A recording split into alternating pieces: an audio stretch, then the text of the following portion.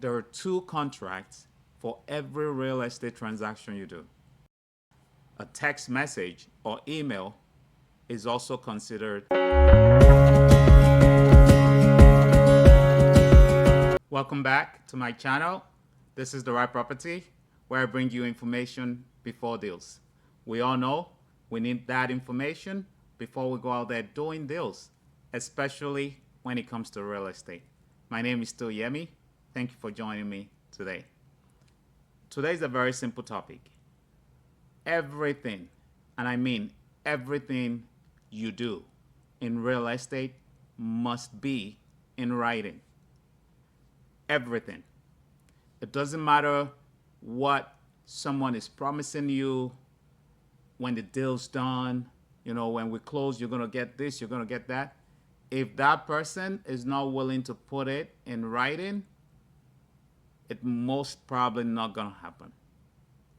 Because we all know the Bible says the love of money is the root of all evil.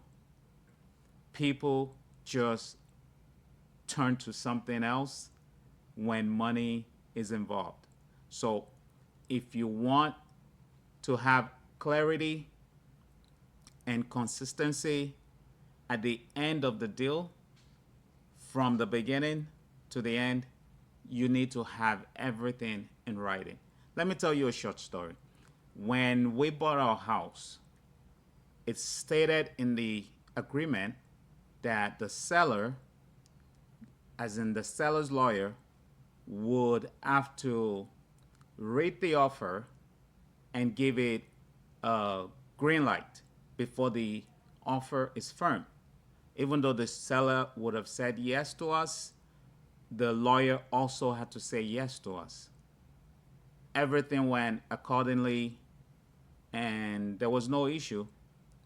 A day before closing, the agent called us, and it was requesting for them to take out the water softener system in the house. It was nowhere on the MLS listing. It was nowhere on the offer. The agent read the offer. I believe he explained the offer to the seller.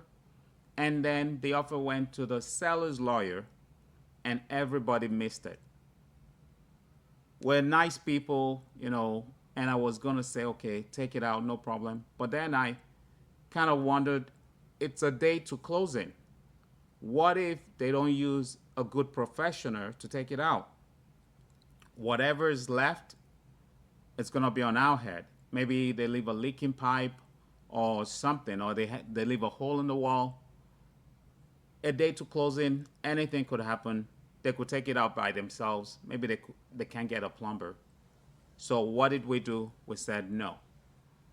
It was too close to closing. It's nowhere written down anywhere, and we had to refuse. So they left it. And those are the kind of things that can be missed. That's why from the beginning to the end of your deals, you want everything in writing. Why? Who's to benefit from putting everything in writing? It's mostly the buyer and the seller, but not just them. It's everybody involved in the deal, from lawyer to agents to mortgage broker. Everybody needs to get covered, and that's why you have everything written down. Because who knows, a year, 2 years, 3 years down the line, the buyer comes back with something that was missed by everybody. One of my friends didn't buy through me, did not close through me, just called me last week, and the hydro bill was left in the wholesaler's name, and now the hydro company wants him to pay the bill that has someone else's name on it. I mean, I told him, please, just call your lawyers. The buyer's lawyer and the seller's lawyer that did the closing obviously missed something. So these are one of the reasons why you want everything in writing. It's for the protection of the buyer and the seller. Please, if there's anything you get out of this video, is that the next deal you do, always have everything in writing. Let me give you 4 tips.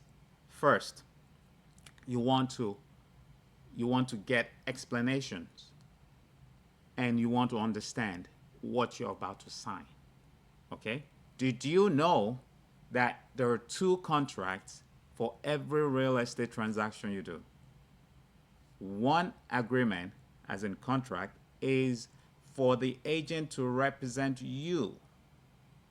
You have to sign that. And then the second agreement is when you turn in the offer. So you want to make sure you understand. Doesn't matter how many pages long. If you read it and there's something, that you don't get, you don't understand, ask. And if you don't want that thing, make sure it gets changed. And if you've already signed, make sure the agent does an amendment to fix it. So you must understand by the agents explaining to you, and you must also get a copy of whatever you sign within 24 hours. If the agent forgets, send them a text, send them a message. Within 24 hours, you get a copy. And you want to keep that copy for 5 to 7 years, just for legal purposes. Lastly, don't work with anybody you can ask questions from. We're there to answer your questions.